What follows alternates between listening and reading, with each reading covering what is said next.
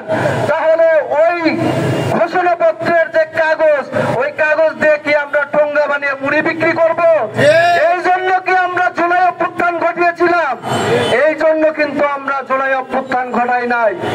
এখনই বলা হচ্ছে 32 নম্বর ভাঙা নাকি মববাজি, 2 দিন পরে বলবে গণভবন ভাঙা মববাজি, তারপরে বলবে পুলিশ যে আমাদের উপর গুলি ছুড়েছিল, তাদের উপরে ইট পাটকেল নিক্ষেপ করেছিলাম, সেটাও মববাজি।